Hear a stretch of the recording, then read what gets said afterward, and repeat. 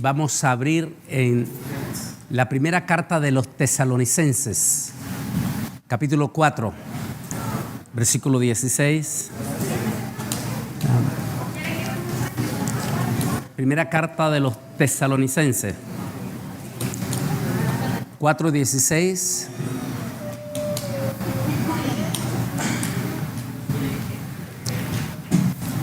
Y 17, vamos a leer la palabra del Señor. Si desean ponerse de pie nada más por respeto a la palabra.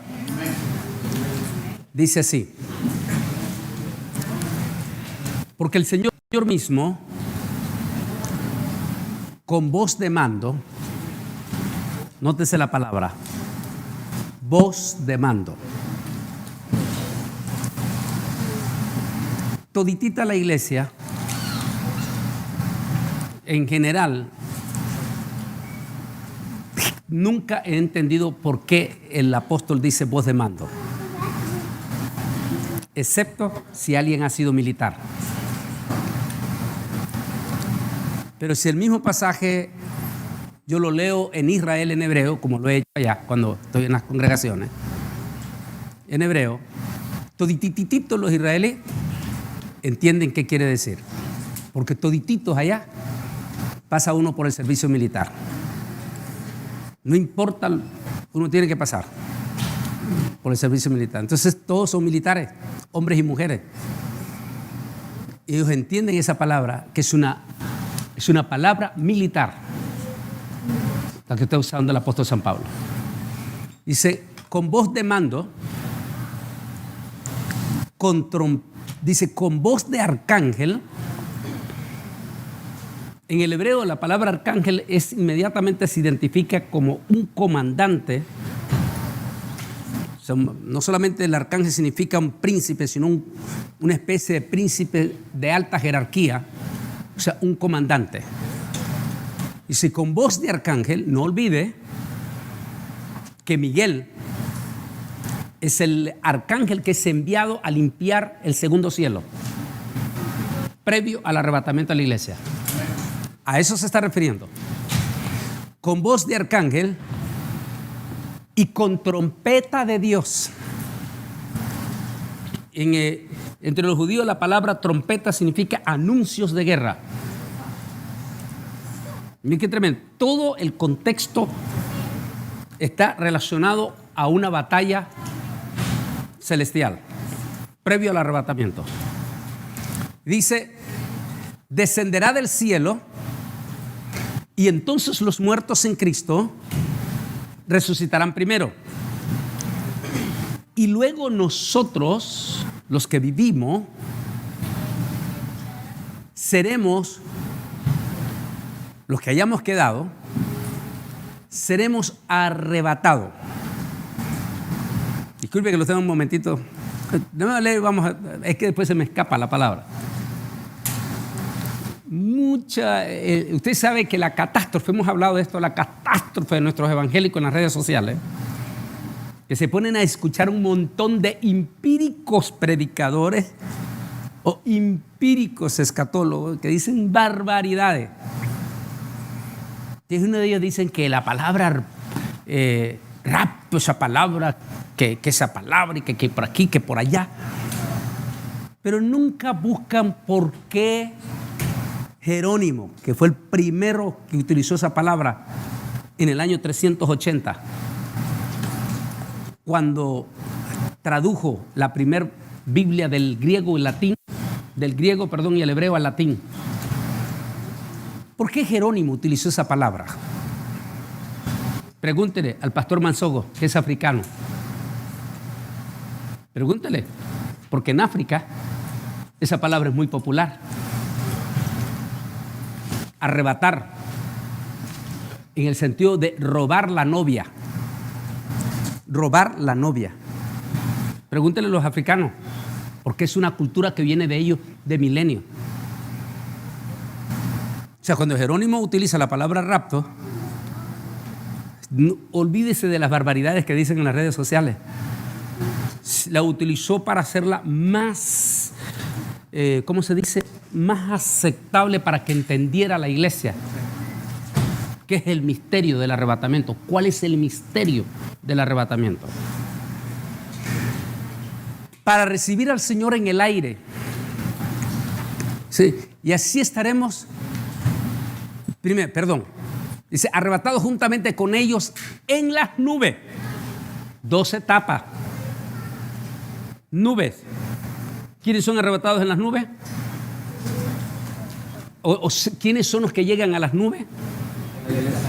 Y Jesús no llega a las nubes, no dice que llega a las nubes. Él llega al segundo cielo. ¿Por qué en las nubes? Porque en las nubes es donde el Espíritu Santo nos da cuerpos glorificados. Para de allí volar hasta el segundo cielo, donde está el galanazo novio, esperando a la novia. Aleluya, gloria a Dios. Tampoco entiende el pueblo casi cristiano por qué esta costumbre que viene desde el Antiguo Testamento. Recuerde que la novia salía desde su casa, pero no llegaba directamente a la casa de un solo golpe del novio, sino que el novio salía fuera de su casa a esperar a la novia. ¿Recuerda el padre Abraham? El caso de Isaac. Isaac salió y el criado, que en aquel momento el criado está haciendo el papel del Espíritu Santo, que es el que trae a Rebeca, y sale Isaac de su casa y ve a Rebeca. Todo tiene significado. Nada fue accidental en el Antiguo Testamento. Y así estaremos por siempre con el Señor. Oremos. Amantísimo Dios y Padre Celestial, estamos ante el gran trono de tu presencia para darte las infinitas gracias por esta santa y bendita palabra que hemos leído para la honra y la gloria de tu Hijo amado Jesucristo. Que su palabra, Señor, no regrese a usted vacía, sino que dé fruto para los corazones. En el nombre de Jesús. Amén y amén. Pueden sentarse. La batalla contra el arrebatamiento.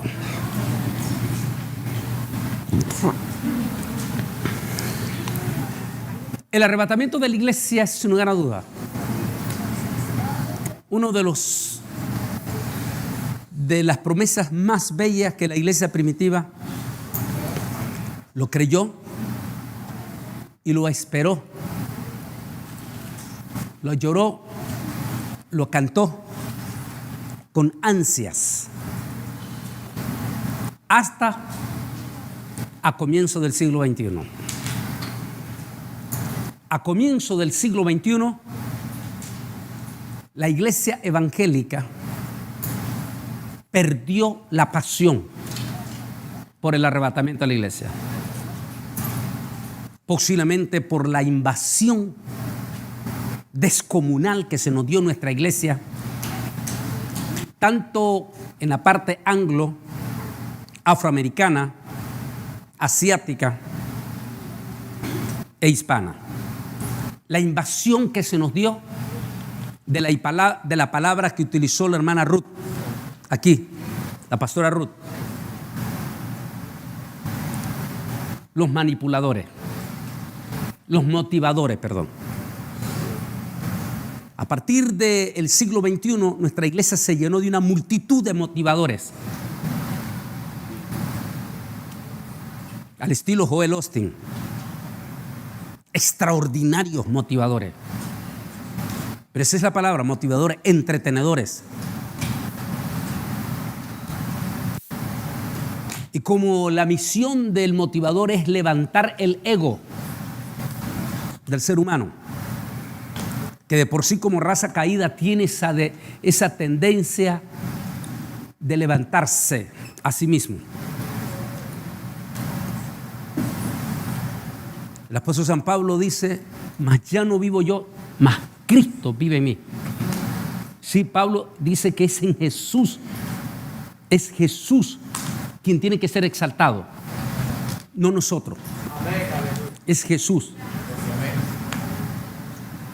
Pero en El espíritu de motivación no es a Jesús a que se exalta, sino es a la persona. Eso es lo que significa el ego, levantar el ego, exaltar a la persona.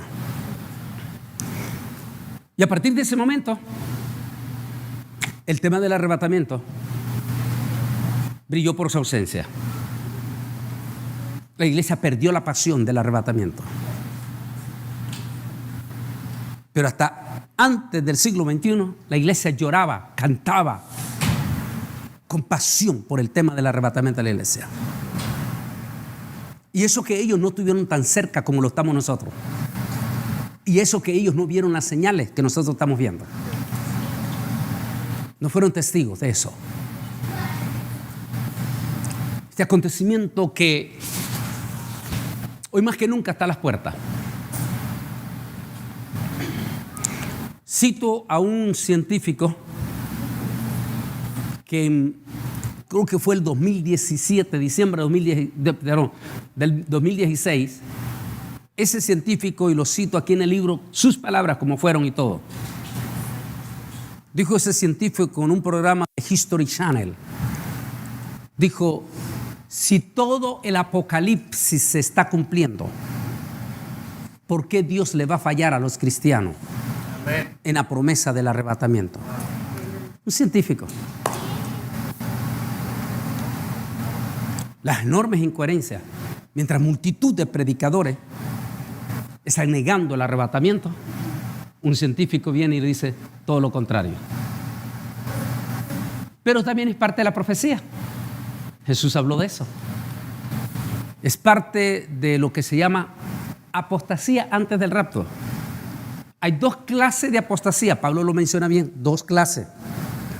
La apostasía de alta jerarquía, que viene por cabezas grandes, ese espíritu lo vivimos en los primeros 15 años de este siglo XXI. Por eso que se levantaron tremendos hombres que nadie los conocía, que no tenían ninguna teología, pero que llegaron a los niveles altos de la iglesia y sacudieron las esferas altas de la iglesia. En la parte hispana, un Cash Luna, un Guillermo Maldonado, un César Castellano, y en la parte inglesa, un Kenneth Copeland, y una cantidad enorme de seguidores ahí. Movieron a la iglesia en el espíritu de apostasía en alta jerarquía. Y después Pablo y también el Señor habla de la apostasía ya en menor grado, pero que será generalizada. ¿Cuál es esa? La que dice que es, Pablo dice en la otra parte, dice, porque muchos apostastarán. Mira la palabra que utiliza, apostastarán. En griego es apostesentai. La traducción en español y en inglés es muchos se caerán del fundamento. Se caerán del fundamento. Ahora, ¿qué quiere decir eso? Que muchos dejarán de amar al Señor que como lo amaban al comienzo. Es decir, ya no van a sentir esa pasión del primer amor. Ese deseo de venir a la iglesia y de cantar y de llorar. Sino que vienen sencillamente como todititos los católicos los domingos. Recuerden que el católico, como religioso, igual que el musulmán, tenemos que quitarnos el sombrero como religioso. Católico como religioso, truene, reviente, pase lo que pase, el domingo no se puede perder la misa. Es un religioso. El musulmán igual. Pero es un religioso. Igual, de los últimos 20 años la iglesia evangélica ha caído en el mismísimo espíritu de la iglesia católica. Un culto cada 8 días. El domingo por la mañana, como buenos religiosos, vienen a la iglesia. Pero de ahí a otro culto, ya sea domingo en la tarde o ya sea entre la semana, no los van a mover ni así venga terremoto. ¿Por qué? Porque tienen el espíritu religioso ya. Es decir, ya dejaron de amar al Señor que como lo amaban antes. Ya no tienen la pasión que tenía el rey David. Una cosa he demandado a Yahweh, de estar todos los días de mi vida en la casa de Yahweh. ¿Recuerdan ustedes la iglesia, algunos de los adultos aquí, la iglesia de los 80 cuando los cultos eran los 7 días de la semana? Yo no sé si en África lo tuvieron ustedes. Todavía sigue. 7 días de la semana. Sí. Hasta a finales de los 90, la iglesia evangélica de toda Latinoamérica y aquí en Estados Unidos hacíamos culto los 7 días de la semana. La iglesia hispana, por lo menos. Hasta que llegó ese espíritu de apostasía. Y el 90% de la iglesia se volvió religiosa. ¿90? Entonces solo un 10% es el que está respondiendo. ¿Y no ha leído la parábola de Jesús? Donde dice, muchos son los llamados. ¿Y qué dice la parte final? Y pocos los escogidos. Porque pocos son los que están dispuestos a pagar el precio.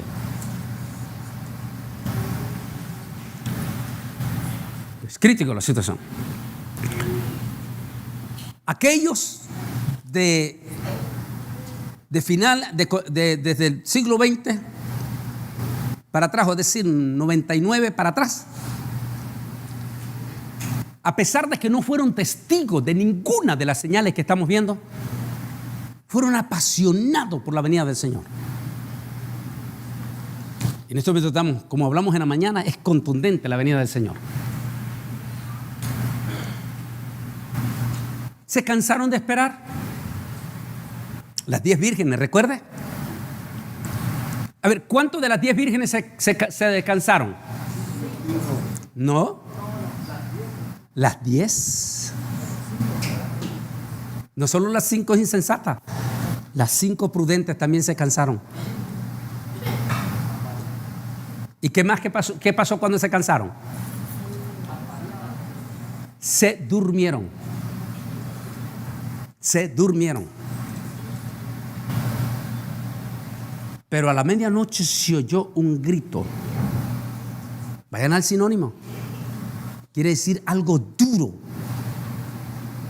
algo tenebroso, terrible. ¿Y qué es esta pandemia? Y aunque en su momento las 10 despertaron,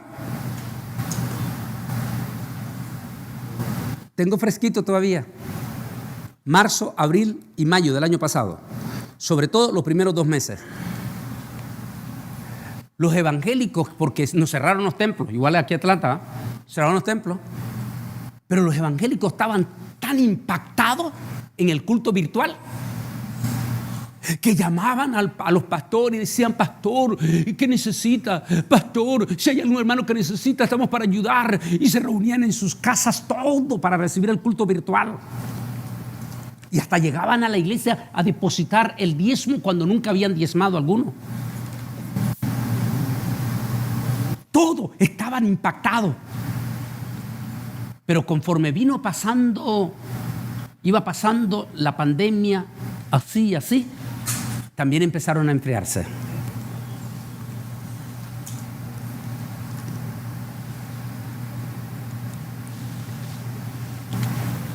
Y de momento empiezan a haber noticias fuertísimas, pero ya no reaccionan. Se habían vuelto a cansar. ¿Pero qué dice la palabra aquí? Léanlo. Dice: aun cuando la visión tardare, espérala. Porque sin duda Dios hará. Habacuc 2:3. No importa cuánto tarde, su palabra se cumplirá. Porque Él no es hombre para que mienta, ni hijo de hombre para que se arrepienta. Sin lugar a duda, uno de los hombres de la Biblia en cuanto a los tiempos del fin que nosotros deberíamos de admirar con pasión es la paciencia inclaudicable de Noé. Esperó, esperó y esperó y esperó hasta que se llegó el día.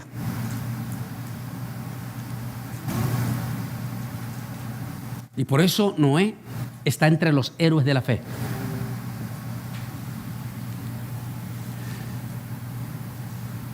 Entonces hubo una guerra en el cielo.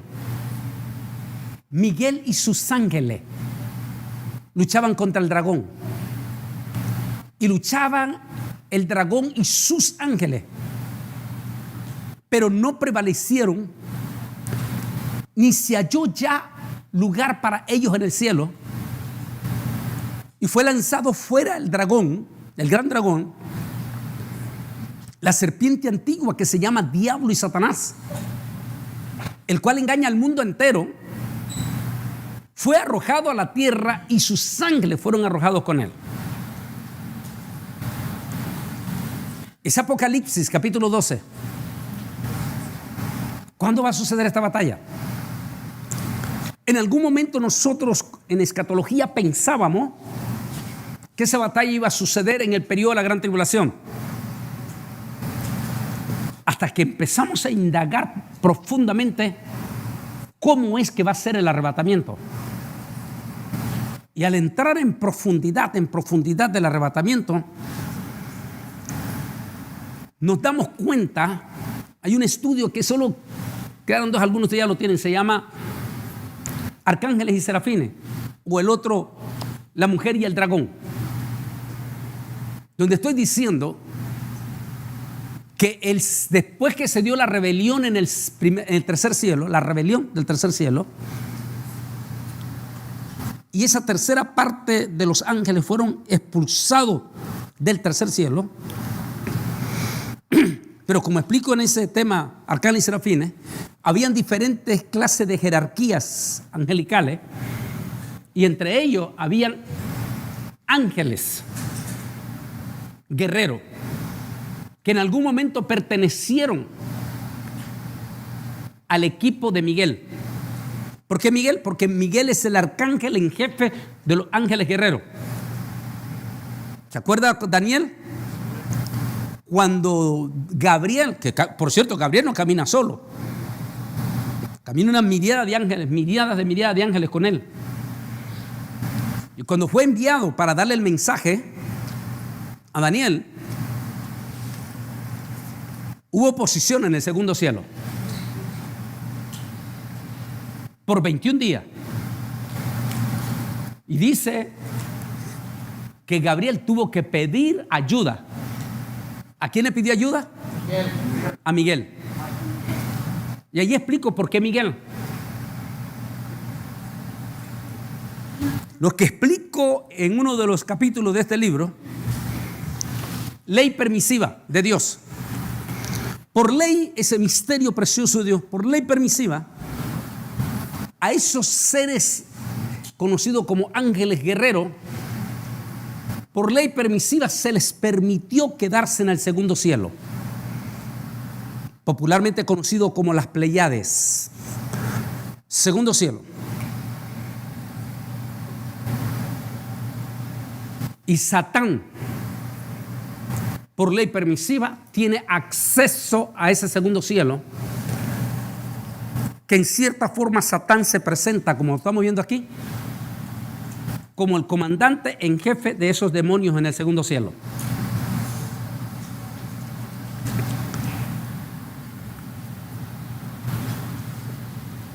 Por miriada, o llamemos el tiempo de la eternidad,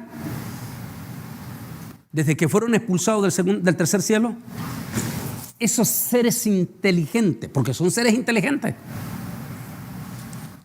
son ángeles caídos, son seres inteligentes, han estado en contacto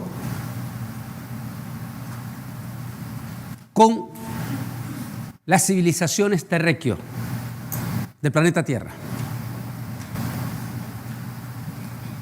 Se dice, ¿pero cómo? Bueno, pregunte de los mayas, pregunte de los egipcios, pregunte a los mongolos,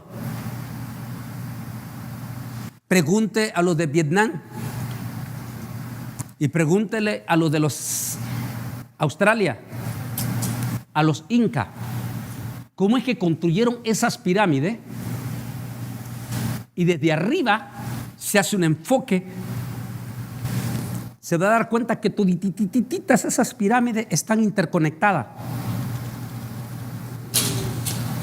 Cuando se puso la nave internacional Alfa, se quedaron sorprendidos. Hace poco anduve en Costa Rica y quería ir a visitar, ya se ve muy anciano, al astronauta costarricense que más tiempo ha estado en el espacio, en la construcción de la nave internacional. Y en aquel momento me decía él, es que quedamos sorprendidos con la boca abierta. ¿Cómo es que todas esas pirámides fueron unidas con una precisión impresionante, la una con la otra, en la dirección? ¿Quién le dio esa medida? ¿Quién les enseñó esa interconexión?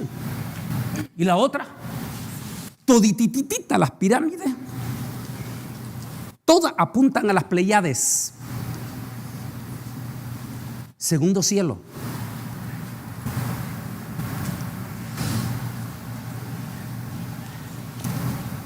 ¿Recibieron algún conocimiento de ello? Para los evangélicos es difícil entender esto. Pero si utiliza mente científica, los científicos dicen, ¿quién enseñó la matemática a los mayas? ¿Quién le enseñó a los mayas calcular de una forma tan perfecta la rotación de la Tierra, los eclipses? Sí. En un diálogo que tuve con ellos, yo dije sí. Pero ¿qué precio pagaron los paganos por esa información? Porque Satanás no da nada a cambio de nada, dicen en Nicaragua. Satanás no te va a regalar un solo centavo si no quiere algo de ti. Los demonios no van a dar nada a cambio de nada. Tal vez esto no lo entendimos hasta que vino Mel Gibson. No es cristiano Mel Gibson, pero tampoco es muy querido por los Illuminati. No lo quieren. Primero, porque Mel Gibson hizo una película que eso es, nadie lo puede entender, ni los evangélicos lo pueden entender. Cómo un evangélico ha ganado más almas sin ser evangélico para Cristo. Con la película La Pasión de Cristo. Se convirtieron 4 millones de personas en el mundo en las primeras 2 semanas cuando se sacó la película. Yo hablé con mis amigos cuando fui a Israel y hacíamos ahí, todos a escondidas se iban al cine a ver la película La Pasión de Cristo. Y estaba hablando de los religiosos y me decían, Bolaine, salían llorando. En silencio, pero llorando. Eso no le gustó a los Illuminati, esa película. Y sancionaron de por vida a Mel Gibson en Hollywood. Y luego viene Mel Gibson, se le ocurre sacar otra película, la de México. Y es la que nos da, ¡pum!, la luz. Porque Mel Gibson muestra que en esas pirámides se ofrecían masivos sacrificios humanos en una forma de crueldad. Pero es lo mismo que hacían en Egipto, es lo mismo que hacían en las pirámides de Mongolia, en Vietnam y en Australia. Sacrificios de niños, pero masivos sacrificios de niños. Les arrancaban el corazoncito en vivo. Sacrificios masivos de vírgenes, niñas de 15 años. Les arrancaban el corazón en vivo. Sacrificios de héroes. Es decir, daban conocimiento a cambio de sangre. Todo lo contrario de Dios. Dios no pide sangre. Dios donó su propia sangre para que todo aquel que en Él crea. Mire qué interesante. Así que entonces hay seres inteligentes pero del mal en el segundo cielo.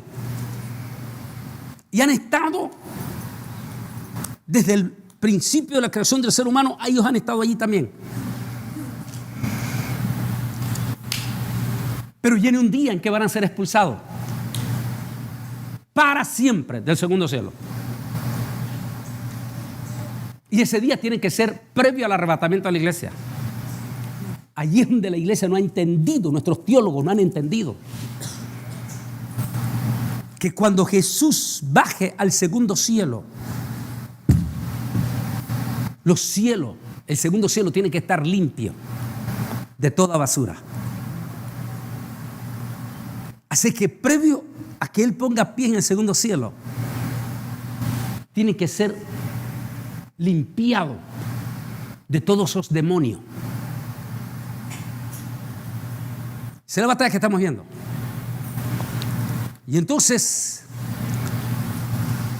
¿quién es el que viene a echar esos demonios? Lo explico en ese tema y también lo toco en el capítulo 12 de este libro de Apocalipsis, sobre el tema arcángeles y serafines. ¿Por qué Miguel? Uno dice, ¿y por qué no Jesús? Porque Jesús ya no necesita. Ya Jesús los venció en la cruz del Calvario. Él ya no tiene que pelear, ya ganó. Amén. Él es victorioso. Él solamente dice, vayan, échenos, sáquenos, yo ya lo vencí. Y es cierto. Entonces la pregunta es, ¿por qué Miguel? Porque nadie conoce mejor a esos demonios de guerra que su propio ex comandante. ¿Quién fue Miguel? ¿Qué es Miguel? El comandante de los ejércitos guerreros. Como Miguel los conoce, porque antes de la rebelión fueron parte del equipo de Miguel. Miguel los conoce. Así que Miguel, por eso es que Daniel dice que Gabriel le pidió ayuda a Miguel. Profundo es este tema para entender. Y entonces inmediatamente viene Miguel. ¿Cuánto durará esa batalla? Tal vez allá en el segundo cielo esa batalla puede durar 7 minutos, pero para nosotros, ¿cuánto podría ser 7 minutos allá? ¿10 años? ¿7 años? No importa. Lo que para ellos es poquito, para nosotros es un poquito más por la dimensión del tiempo. Viene Miguel y se da esa batalla final en el segundo cielo. Eso es lo que acabamos de leer. Y dice, y hubo una batalla en el cielo. Miguel y sus ángeles luchaban contra el dragón, y luchaban el dragón y sus ángeles, pero no prevalecieron más. Y el gran dragón y sus demonios fueron expulsados del segundo cielo. Y al ser lanzados a la tierra, sabiendo que les quedará corto tiempo, que es el periodo de la gran tribulación, se voltearán con furia. Pobrecitos los que se queden. Si el virus los puso de rodillas, qué terrible va a ser cuando estos otros sean ahí.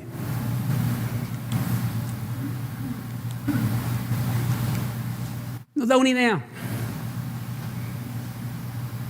Siempre hemos tenido visitas fuera de nuestra tierra. Los inconversos con los demonios, pues son demonios. Y los cristianos con los seres angelicales. No solo los cristianos, el pueblo de Dios, Israel, también.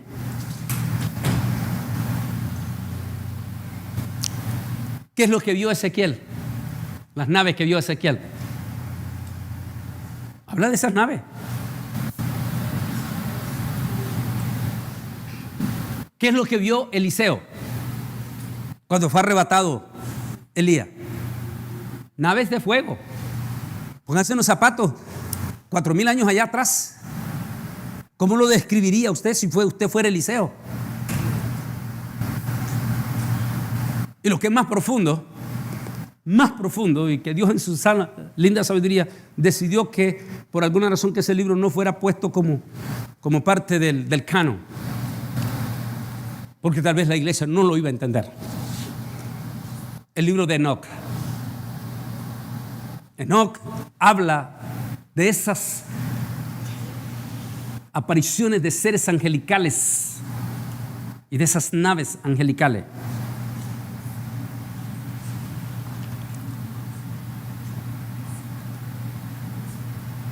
Pero los científicos desde el 2010 vienen advirtiendo. Y hay un estudio que tengo allí en La Mujer y el Dragón. Allí es cuando empecé a dar la noticia con las palabras propias de los científicos. Prominentes científicos que son profesores en este momento en las universidades. Comenzaron a advertir desde el 2010 a causa de los impresionantes rugidos en el espacio. A decir ellos, los humanos tenemos que prepararnos. Porque posiblemente vamos a ser visitados no por seres que vienen a ayudarnos, sino por seres que podrían traer peligro para nosotros. No están equivocados los científicos. Apocalipsis dice, ¡ay! Apocalipsis 12, 11 y 12, léanlo, guárdenlo. ¡Ay de los seres humanos!, dijo, porque estos demonios han descendido con furia, porque han sido expulsados. Bien interesante. Aquí está uno de los científicos hablando, dice, debemos de estar preparados para lo peor. En caso de coincidir con una civilización extraterrestre, lógico, ellos son científicos, hablan en términos científicos. Dice, alerta el profesor de paleobiología evolutiva en la Universidad de Cambridge. Y siguen otros científicos hablando ahí. Ellos están hablando que viene en camino una invasión. Ellos le llaman extraterrestres. Póngase en los zapatos de ellos usted y lea Apocalipsis 12. ¿De qué está hablando Apocalipsis 12? Una expulsión de ¿quiénes? De seres inteligentes del segundo cielo. ¿Y a dónde van a ser expulsados? A la tierra. No coincide con la preocupación de los científicos. Pero va a ser el 2020. Qué interesante, todo 2020. 2020 se rompieron los récords. Eso, léalo usted en todas las noticias. En los famosos envíos al espacio de equipos especializados para un comando espacial. ¿Por qué están enviando equipos especializados de comandos espaciales? ¿Es Estados Unidos nada más? No. Rusia, China, Francia, Gran Bretaña, el Pentágono, las 5 estrellas, las 5 puntas, el símbolo de los Illuminati. Interesante. ¿Contra quién van a pelear en el espacio?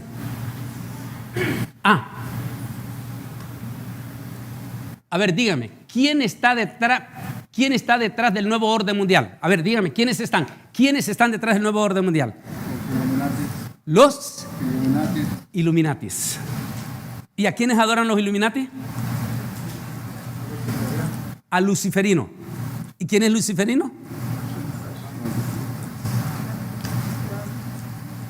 Y ellos son los que manejan las 5 potencias del mundo.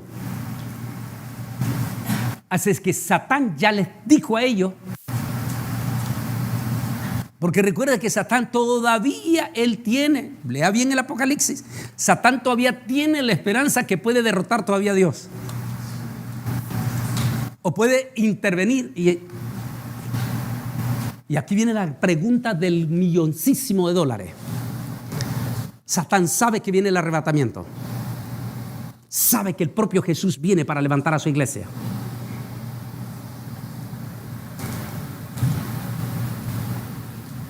¿Usted no cree que Satán está tratando de intervenir en ese arrebatamiento? ¿No cree usted eso?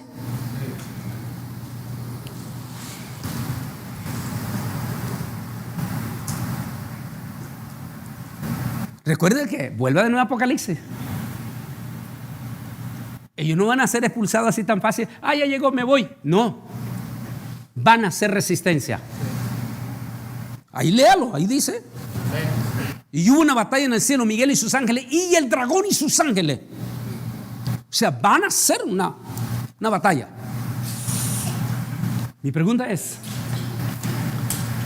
¿tratará Satán con todos sus demonios e inclusive usando a los mismos tecnologías humanas que podrían haber sido parte para tratar de... Profundo es este tema. Recuerdo que el año pasado me llamó uno de los científicos de la NASA, después que di este tema allá en la Iglesia del Divino Redentor. Y me dijo, Antonio, nunca creíamos que un evangélico iba a hablar de este tema. Porque nunca lo han entendido, me dijo. Así. Porque es profundo. ¿Por qué cree que Donald Trump desclasificó los famosos archivos y puso fecha que el 25 de junio del 2021 se diesen a conocer? Ya él no estaba en la presidencia, pero Joe Biden, que es parte del nuevo orden también, dio luz verde, entre comillas. Pero como ahora ya no estaba el caprichoso, que ustedes saben que Donald Trump es caprichoso, no había quien nos obligara a conocer la verdad sobre estos avistamientos. Y faltando una semana del 25 de junio, New York Times dio a conocer que efectivamente el Departamento de Defensa no iba a revelar al menos 147 avistamientos. Y el 25, ¿lo leyeron ustedes? ¿Vieron la noticia? ¿Salió en todo? El 25 de junio, el Departamento de Defensa dijo, ni lo negamos, ¿ni qué? Ni lo confirmamos. Y nos reservamos el derecho de no dar a conocer los 147 casos de estos avistamientos reconocidos. Se archivaron. O sea que ellos saben que algo viene.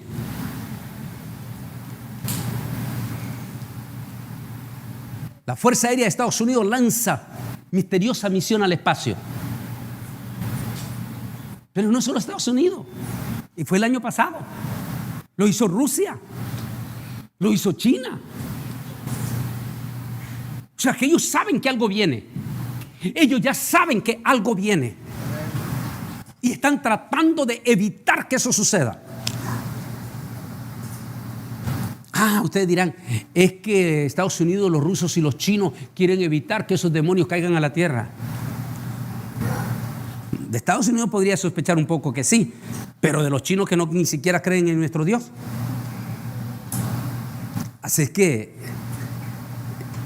es otra confrontación que están esperando.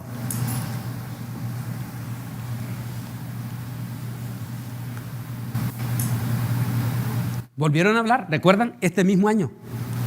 Volvieron a hablar de esto. De los impresionantes agujeros negros en las Pléyades. Impresionante movimiento que se está dando en esa parte. Misteriosos movimientos en esa parte.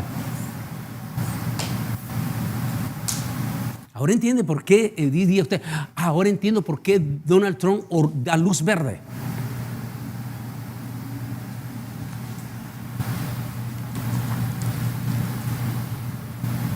Una vez más, el texto legal es aprobado por el Congreso y promulgado como tal por el presidente Donald Trump.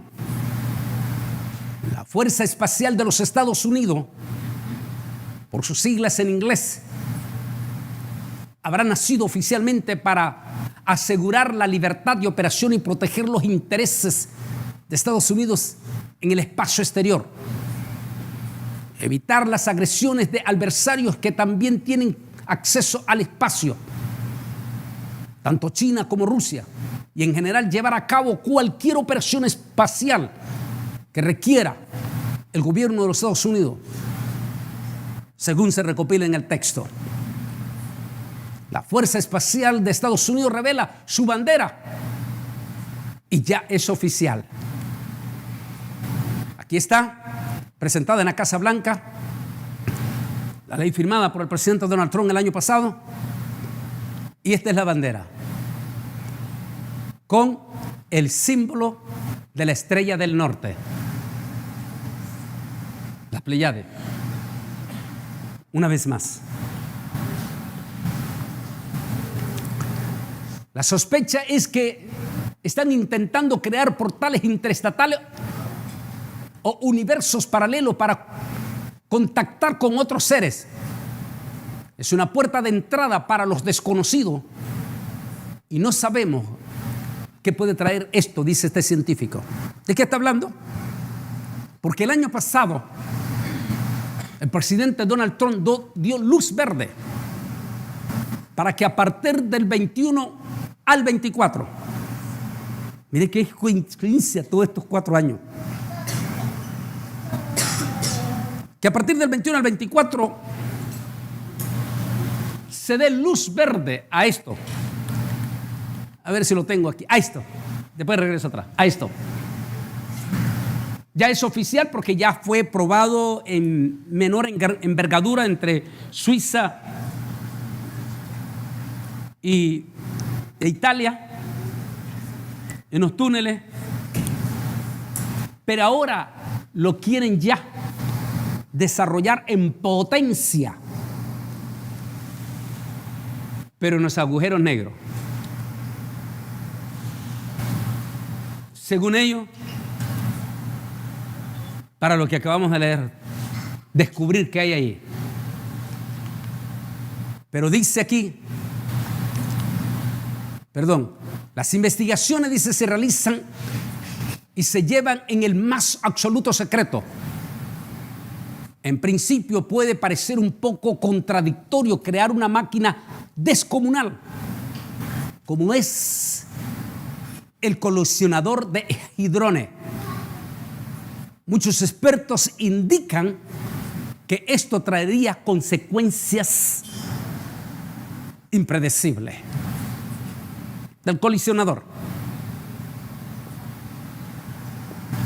Profundo. Una vez lo hablé desde el 2010 en el tema Arcángeles y Serafines y después lo tocó en el libro.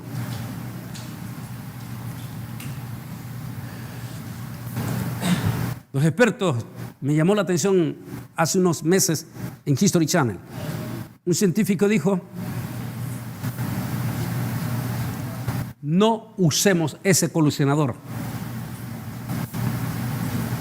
porque podremos abrir puertas que después no las vamos a cerrar.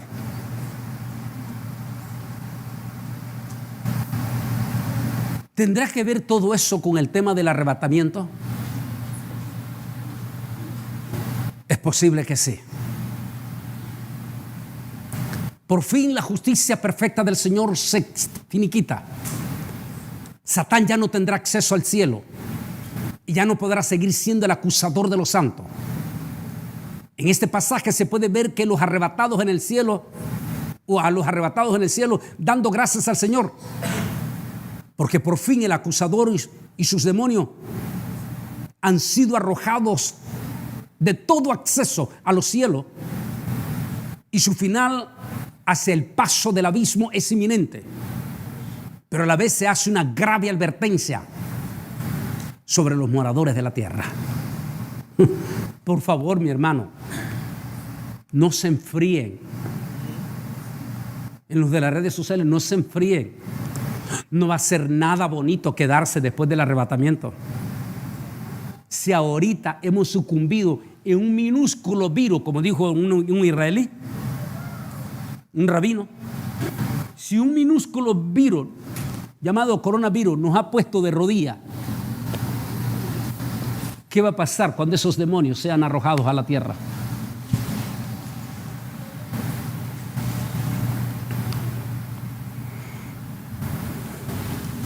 Es probable, seguro que esos demonios van a hacer una batalla previa al arrebatamiento para evitar al arrebatamiento.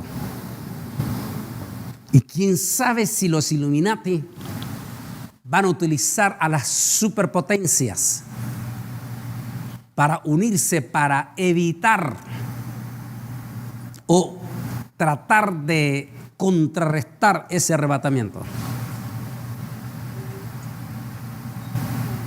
Solo así puede entender por qué Pablo dice: porque el Señor mismo, con voz de comandante y voz de arcángel, ejército, Miguel limpiando todos los cielos, todos los obstáculos. ¿Para qué? Para el arrebatamiento de los santos.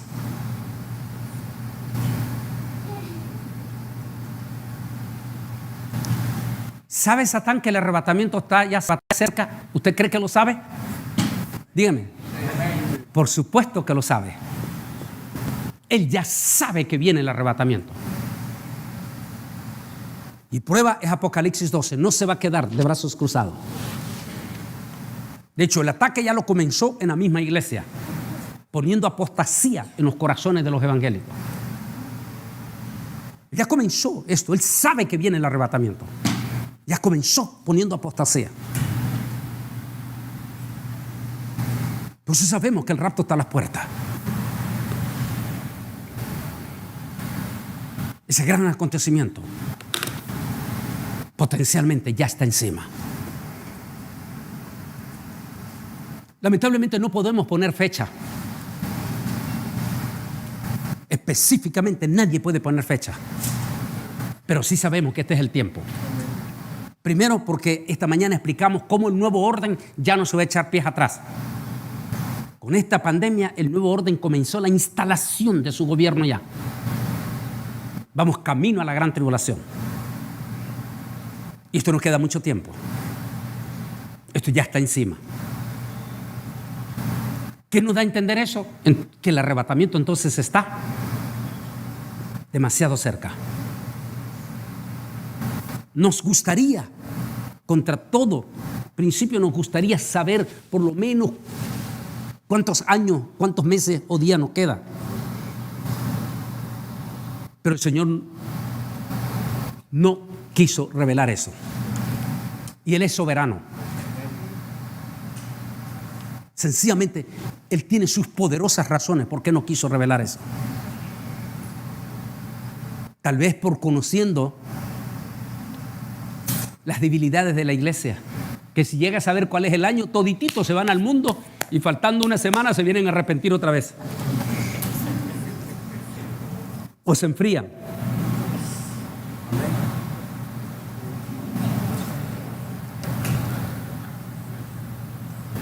Habrá múltiples razones. No sabemos el día y la hora, pero sí sabremos el tiempo. Y este es el tiempo. ¿Por qué? Porque Jesús dejó señales. Él dijo: cuando ustedes vean todas estas cosas, levántense, pónganse firme y miren hacia arriba. Porque el tiempo se ha acercado. Pues sabemos que el rapto está a la puerta. Ineludiblemente está a la puerta. Hay cosas profundas que están pasando.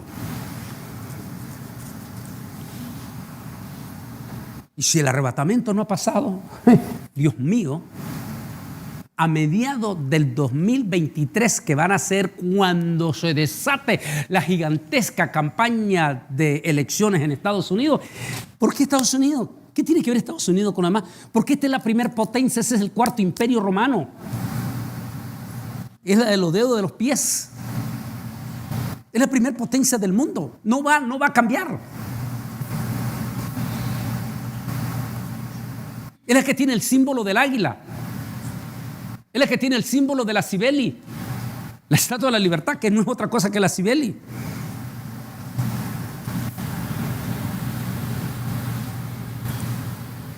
Es de la sede del gobierno del orden mundial, Naciones Unidas.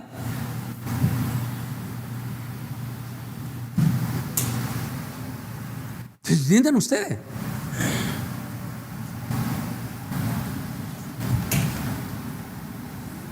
Porque muchos teníamos la idea de que, y tú, hasta su servidor, porque es lo que recibimos en la universidad. En escatología siempre nos hablaron solo de dos bestias. Y así hasta lo escribimos y todo el libro. Va a ser estos amigos rabinos y profesores de la Universidad Hebrea en el 2017 para mi libro, quienes me abren los ojos. Ellos me dicen: Antonio, tus colegas escatólogos solo han hablado de dos bestias, pero Apocalipsis, ahora que lo estamos investigando, dice que no son dos, son tres. El antipadre, el antihijo y el antiespíritu. El dragón. Dicen ustedes, el dragón es que va a operar así. Espérese un momento. Satanás no es Dios. El único que puede actuar simultáneamente en todo lugar es nuestro Dios Todopoderoso. Amén. Así que Satán necesitará un cuerpo donde se va a encarnar finalmente. ¿Para qué? Para, con su cuerpo encarnado humano, con todo el poder del mundo, entregar ese poder a su Hijo, imitando la Trinidad de Dios, con, entre comillas, el beneplácito del otro, el falso profeta. De los tres, solo uno tiene que ser judío. Los otros dos no tienen que ser judíos. A ver, ¿quién es el único que tiene que ser judío de las tres bestias? A ver, dígame. ¿Quién? El anticristo. El antipadre no tiene que ser judío. Es un gentil. Que en su totalidad, la inmensísima mayoría de nuestros teólogos cristianos nunca han podido descifrar a ese anciano de rostro fiero que menciona Daniel. Y que lo menciona en dos etapas. Primeramente, Daniel 11, el 21-25. Lo deja un impasse. Si algo pasa en ese intermedio, como que ese rey fiero no tiene continuidad, y lo vuelve a retomar en Daniel 11:37. Es el mismo, solo que aquí aparece de nuevo en escenario, y esta vez para desatar.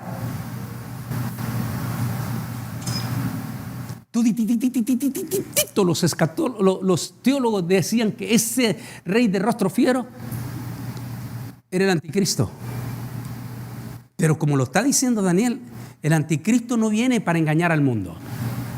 ¿A quién quiere engañar el anticristo? A ver, el que me diga aquí, el pastor Mancebo lo invita a comer. ¿A quién quiere engañar? ¿No? ¿No?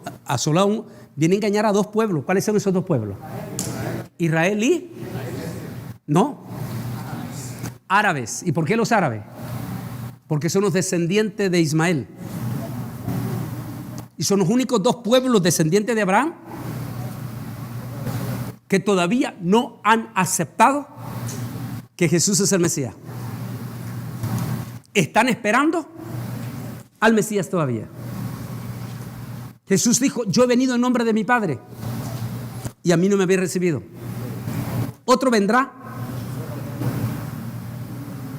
Es el anticristo. El anticristo viene para engañar a Israel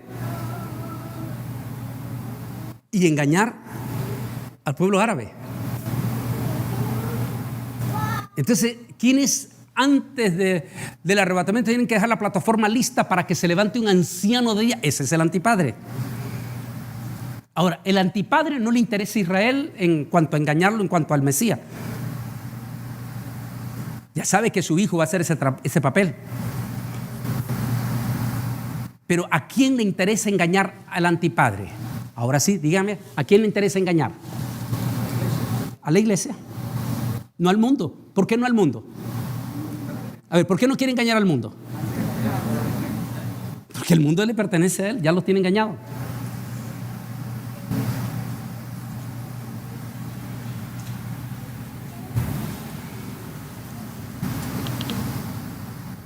Profundo es este misterio. Pero de acuerdo a cómo estamos ya en los tiempos finales, la crisis mundial, lo que viene, miriadas de inmigrantes que vienen de camino, las crisis que ya tenemos en McAllen, Texas, en El Paso, en Tijuana, 10,000 que están pasando por Nicaragua en este momento, haitianos, otros 10,000 que están en la frontera de Colombia para entrar por Costa Rica.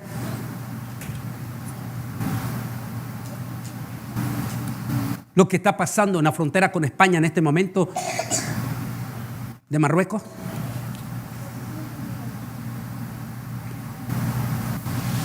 Los talibanes. Lo que dijo el primer ministro Tony Blair, ex primer ministro Tony Blair esta mañana. Dijo: se acaba de cometer un gravísimo error en Talibán, en Afganistán. Y dentro de 2 años, dijo, vamos a tener algo insostenible. Así que las elecciones, la reelección o las elecciones que ya exactamente estará entrando 2023, junio, van a estar al rojo vivo. Y el mundo clamando desesperadamente por un Salvador al frente de la potencia del mundo. Porque recuerde que todo hace lo que Estados Unidos hace. Como dice el dicho, si a Estados Unidos le da estornudo, el resto del mundo le da gripe.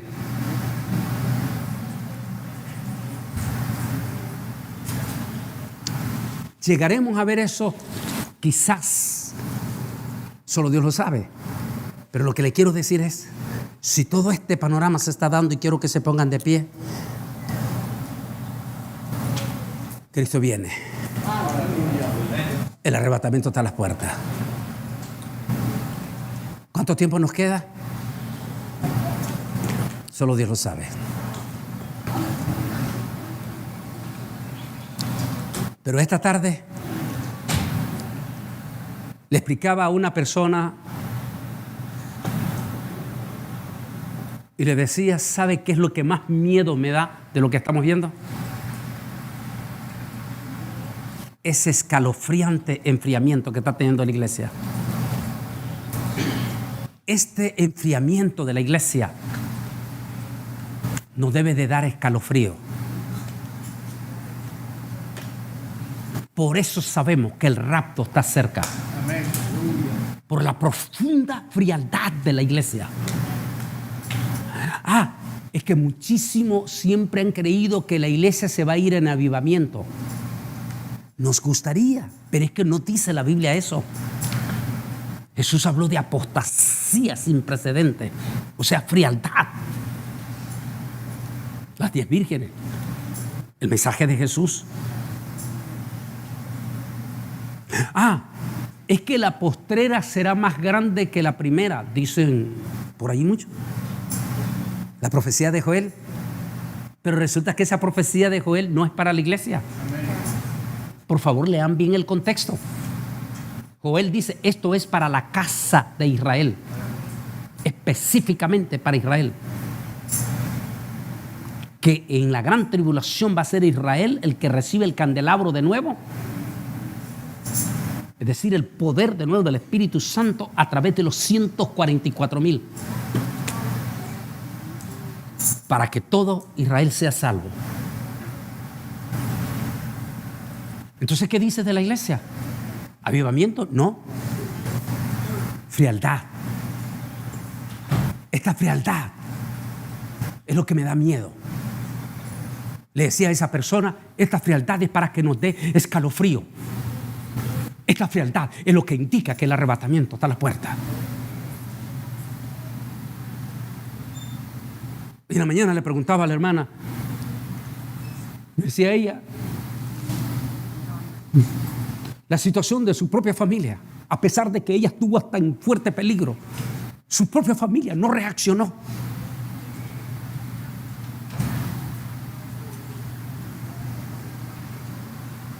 Todos estos días hemos tenido pastores, desde viernes, sábado en la mañana, sábado en la noche, hoy en la mañana. Y todos los pastores estuvieron lo mismo de acuerdo que están pasando una crisis en su iglesia. Una frialdad en su iglesia. Múltiples de miembros que no han regresado a la iglesia. O si vienen a la iglesia, una frialdad para alabar a Dios. No quieren alabar a Dios, no quieren levantar sus manos, no quieren llorar.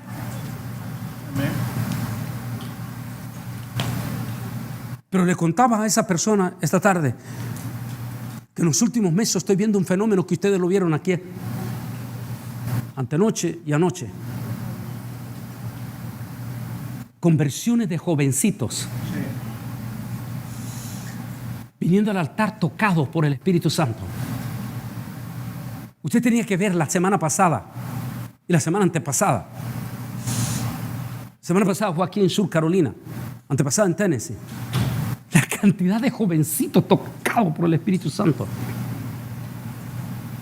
Quiere decir, papá, que si usted se esfuerza en que sus jovencitos vengan a la iglesia, esos jóvenes van a ser despertados. Pero si usted se queda sentado en la iglesia y no quiere venir a la iglesia, ¿cómo vas a despertar a esos niños? Por favor. ¿Y por qué los jóvenes? Porque los jóvenes están siendo atacados en las redes sociales, durísimo. Nuestros jóvenes están siendo atacados tremendamente, bombardeados por basura en las redes sociales. Necesitamos rescatar a nuestros jóvenes